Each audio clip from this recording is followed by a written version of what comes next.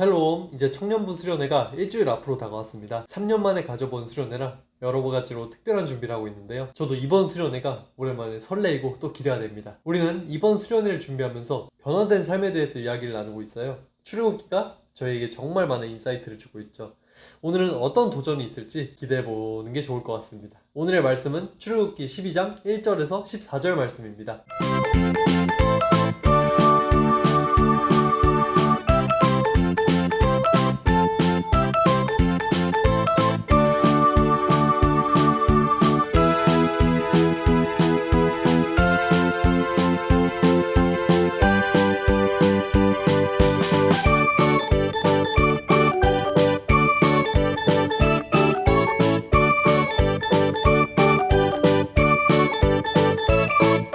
회장님, 네. 6월절을 아세요?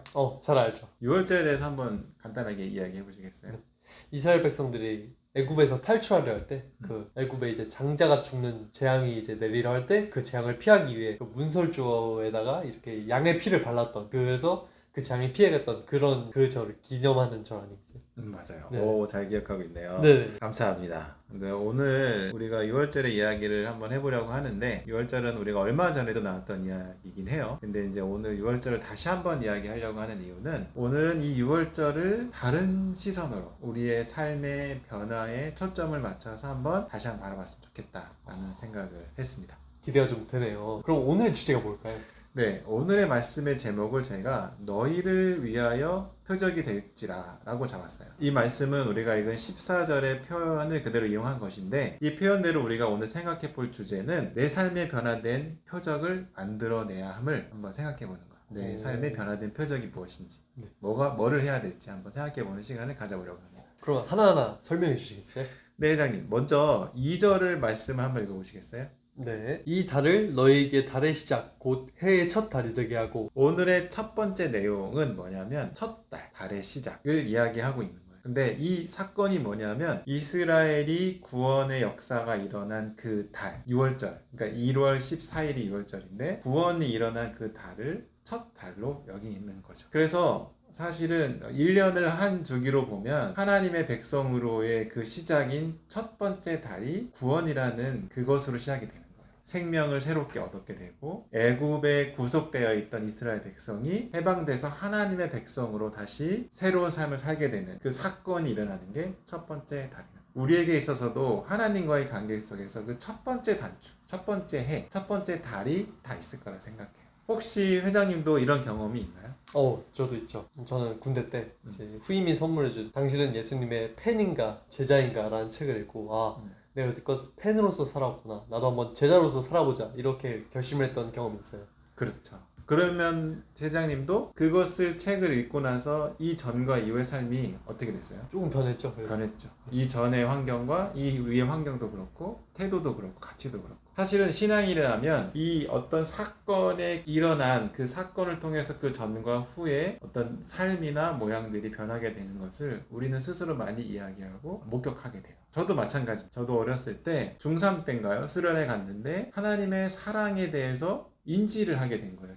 그때는 인지라는 표현을 쓰지 못했지만 하나님 나를 사랑하시는구나 라고 해서 나를 너무도 사랑하신 하나님에 대해서 감사의 기도를 드렸던 기억이 나요. 그 사건을 통해서 이전에는 하나님을 사랑해야 한다는 그 고백하기 이전에는 교회 다니는 것이 그냥 친구가 좋고 재밌게 놀고 뭐 맛있는 거 준다고 하니까 다녔다면 그 이후는 하나님을 사랑하기 때문에 하나님이 나를 사랑해 주신 것에 대한 감사와 감격 때문에 신앙생활을 하게 된 것을 저는 느끼거든요.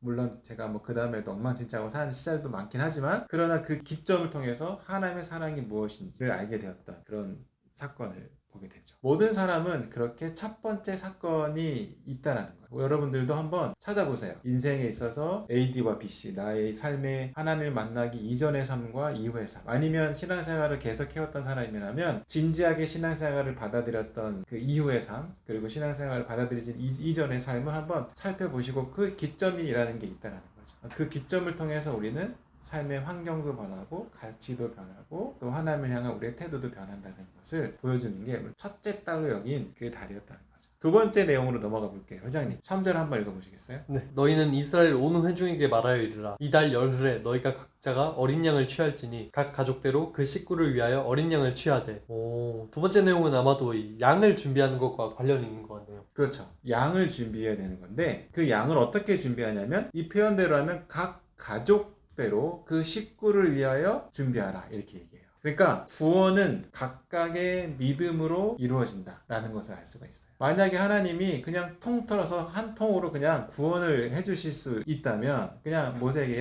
양 한 마리 잡아서 우리 백성을 위해서 해라 뭐 이런 식으로 할 수 있었을 텐데 그게 아니라 각각 그 가족의 수대로 양을 준비하라는 거죠. 그 양에 맞게. 그래서 우리의 믿음이라는 것은 어떤 무리 그리고 어떤 상징적인 하나의 믿음을 통해서 모두가 영향을 받는 게 아니라 나의 각각의 믿음의 표현과 반응을 통해서 구원의 역사가 일어난다는 거죠. 신구약 모두를 통틀어 봐도 사실은 이게 주된 이야기예요. 하나님이 우리를 구원하시는 것에 대한 이야기 속에는 나 한 사람의 개인과 하나님과의 관계 속에서 이루어짐을 알 수 있어요. 나 개인과 하나님과의 관계가 잘 이루어질 수 있도록 그 중간에서 역할을 해주시는 예수 그리스도의 십자가의 보혈의 피가 하나님과 우리의 관계를 연결하는 거죠. 이것도 누가 대신해 주거나 누가 연결되었다고 나는 그냥 덩달아 가거나 그게 아니라 개개인이 믿음으로 반응하는 거죠. 이게 출애굽기 3절에서 우리에게 보여줘요. 구원에 대한 믿음은 각각의 믿음이다.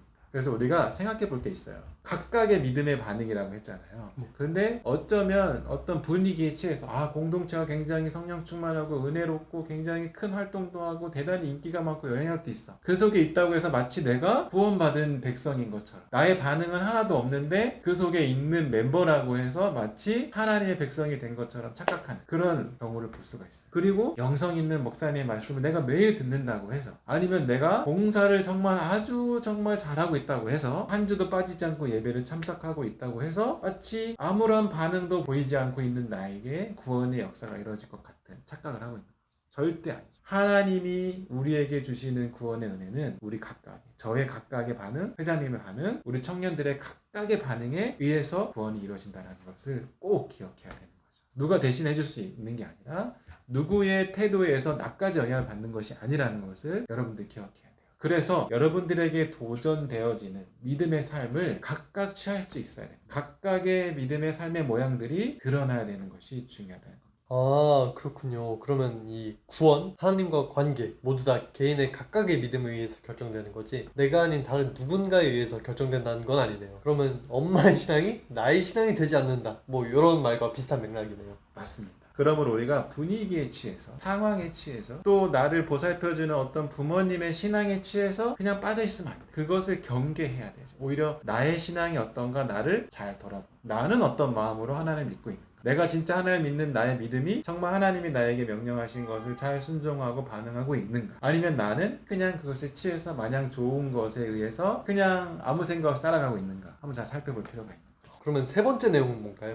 네, 세 번째 내용을 이야기하려면 먼저 6절과 7절 한번 읽어봤으면 좋겠습니다. 한번 읽어주시겠어요? 이달 열 나흔 날까지 간직하였다가 해질 때에 이스라엘 회중이 그 양을 잡고 그 피를 양을 먹을 집 좌우 문설주와 임방에 바르고. 세 번째 중요한 내용은 미리 준비하는 그리고 또 순종하여 준비하는 것에 대한 이야기를 하고 있습니다. 순종하여 준비하는 게 되게 중요해요. 그러니까 1월 10일 날 양을 준비하라고 해요. 각각의 손으로. 그리고 그것을 보관했다가 1월 14일 날 이제 그 양을 잡아서 먹고 그 피를 문설주에 바르라고 얘기하는 거죠. 그래서 순종하여 미리 준비하는 게 되게 중요해요. 이게 미리 준비하는 것이 되게 중요하고 그것이 그 이스라엘 백성을 구원하게 될 표적이라고 표현되어 있죠. 한번 13절도 읽어보시겠어요? 네. 내가 애굽 땅을 칠 때 그 피가 너희가 사는 집에 있어서 너희를 위하여 표적이 될지라. 내가 피를 볼 때 너희를 넘어가리니 재앙이 너희에게 내려 멸하지 아니하리라. 그래서 각자가 각 가정이 그리고 우리에게 적용할 때는 각자의 믿음이 미리 준비하는 믿음이 돼야 됩니다.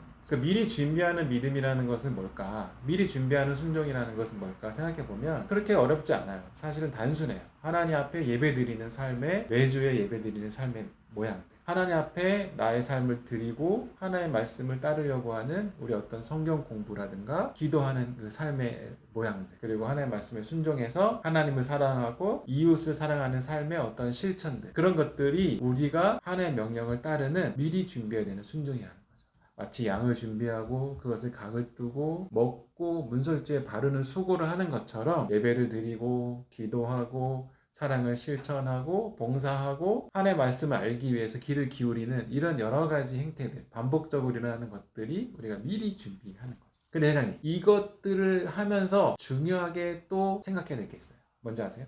이 행동들이 곧 구원이다라는 생각을 하지 말아야 할 것? 그쵸. 네. 우리가 하는 행동이 곧 당연 구원이라고 생각하시면 안 돼요. 구원은 하나님의 주권에 달려있는 거죠. 그렇기 때문에 우리가 어떻게 더 한다고 구원이 더 이루어지거나 안 한다고 구원이 안 이루어지거나 그런 건 아니에요.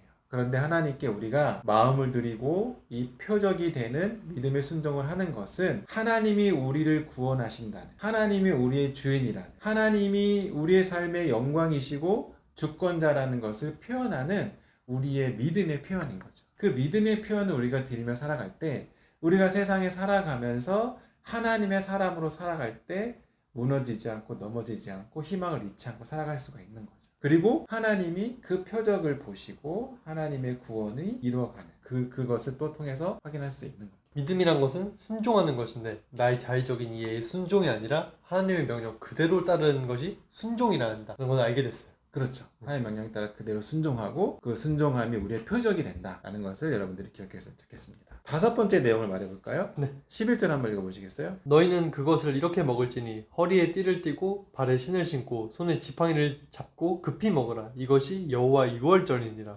마지막 내용은 뭔가 이 의미심장한 내용인 것 같은데요. 뭐 전쟁에 나간 용사에게 말하는 것 같은 느낌이 드네요. 뭐가 중요하고 긴급하고 정신을 바짝 차려야 할 같은 그 분위기가 느껴지지 않아요? 네. 네 번째 내용은 뭐냐면 우리가 드리는 믿음의 삶, 순종의 삶은 그냥 설렁설렁이 아니라 가장 중요하고 긴급하고 정신을 바짝 차려서 드려야 될 가장 최우선의 삶이다라고 생각해야 된다는 거예요.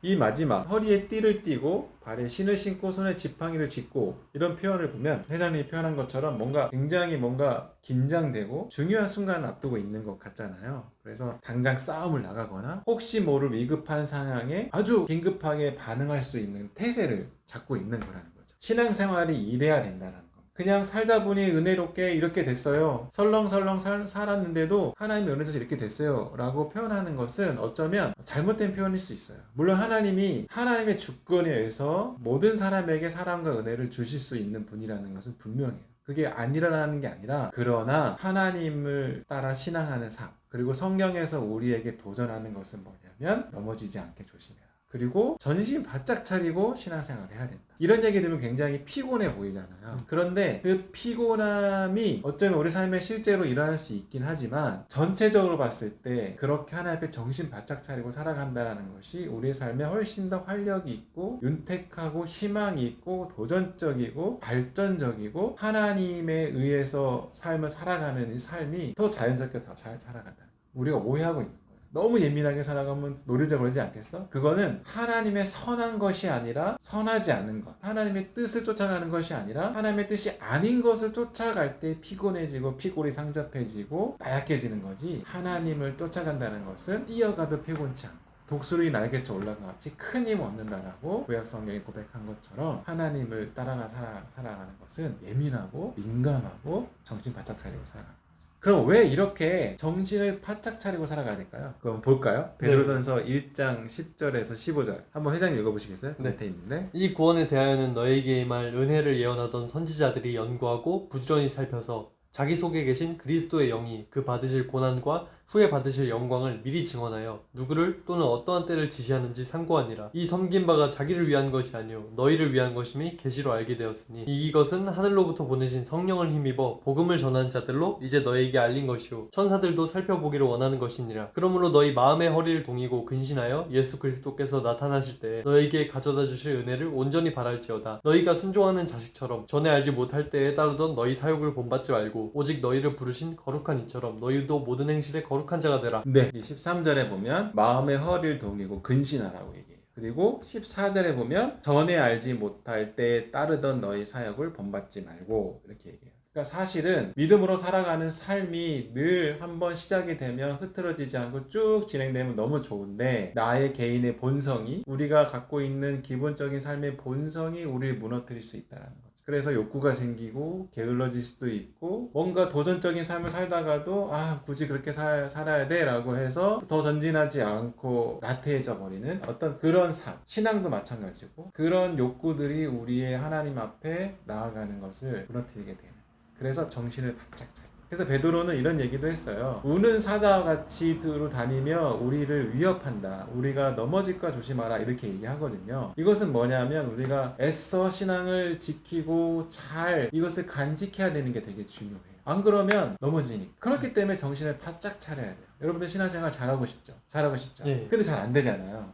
그냥 뭐 살다 보니 그냥 저절로 기도가 잘 되거나 내 마음의 욕구대로 살다 보니 사랑이 넘쳐나거나, 사실은 그러는 게 쉽지 않거든요. 정신을 바짝 차리고 내가 어떤 생각과 어떤 태도로 살아가는지를 스스로 잘 보고 하나님 앞에 표현해보고 또 하나님께 도움을 요청해 살아가는 것이 굉장히 중요하다는 것을 오늘 이야기하고 있어요. 그래서 머리띠를 띠고 신을 신고 지팡이를 짚고 정말 긴장감을 가지고 살아가는 것이 굉장히 중요한 거죠. 신앙생활 절대 설렁설렁해서는 안 된다는 걸 느꼈네요. 네, 맞아요. 절대 설렁설렁해서는 안 돼요. 제가 여러분한테 고백한 게 있잖아요. 제가 그냥 그래 마음이 생기면 해라. 생길 때 하는 것이 중요하지라고 해서 조금은 여러분들한테 설렁설렁 신앙생활 하는 것을 용납한 듯한 느낌이 들긴 했는데 제가 마음을 좀 고쳐먹고 아니면 제가 태도를 좀 바꿨다고 해야 될까요? 마음에 그런 하나님의 감동이 있는데 좀 도전이 필요하지 않겠냐. 그래서 여러분들한테 몇 가지 도전을 계속 하고 있잖아요. 그래서 월요일 새벽 기도에 나와서 기도하는 것, 아니면 책을 읽는 것, 그리고 개인적으로 자기 삶의 변화를 위해서 돌아보고 살펴보는 일들을 계속 도전을 하고 있잖아요. 물론 이것을 제가 여러분들 목덜미를 잡고 무조건 하라고 할 수는 없지만 도전 앞에 여러분들이 진지하게 반응했으면 좋겠어요. 설렁설렁 그냥 한 번 하고 두 번 하고 그래 그냥 하는 척하고가 아니라 기도를 하던 예배를 드리던 사람들 향해서 사랑을 하던 어떤 봉사를 하던 그냥 단순히 그냥 하라고 시켜서가 아니라, 그리고 그냥 한번 하면 되겠지라는 어떤 일회성이 아니라 진지하고 정신을 바짝 차리고 내가 어떻게 하면 이것을 잘할 수 있을까에 대한 고민을 가지고 신앙생활을 했으면 좋겠다 생각을 해요. 운동도 마찬가지나요. 설렁설렁하면 운동이 잘 될까요? 게임이 잘 될까요? 게임도 여러분들 인터넷 게임 하는 것도 마찬가지고 공부도 마찬가지고 뭐든 그냥 내 욕구가 시키는데 설렁설렁하면 될까요? 안 되죠. 신앙생활도 마찬가지. 억지로 하는 것까지는 아니지만 율법적으로 하는 것까지는 아니지만 내가 마음을 온전히 들여서 하나님 앞에 신앙생활 하는 것을 진지하고 제대로 해야 되겠다라는 정신 바짝 차림이 굉장히 중요한 것 같아요. 신성교회 청년들 여러분, 몇 가지 도전도 여러분들한테 있습니다. 그리고 계속 주어질 것 같아요. 제가 여러분들한테 하기도 하고 말씀이 여러분들한테 도전이 되기도 하고 또 여러 가지 환경을 통해서 하나님이 여러분한테 말씀하시는 것들이 분명히 있을 거예요. 이 모든 것을 다 일일이 하나씩 전부 다 해야 된다는 건 아니에요. 그런데 여러분한테 어떤 큰 마음이 있으면, 그리고 아무리 생각을 떨쳐내려고 해도 계속 상기되어지는 생각들이 있다면 그것들을 진지하게 바라보고 내가 여기 어떻게 반응해야 될 것인가 한번 고민하는 여러분들 됐으면 좋겠고, 그것이 반응이 진지해져서 한 번이 아니라 지속되어지는 여러분들의 삶의 패턴, 그리고 여러분들의 삶의 표적이 되었으면 좋겠다 라는 생각을 하게 됐습니다. 이번 주도 믿음의 도전에 진지하게 반응하는 우리 청년들 됐으면 좋겠어요. 오늘도 행복하시고 이번 주도 행복하세요. 안녕.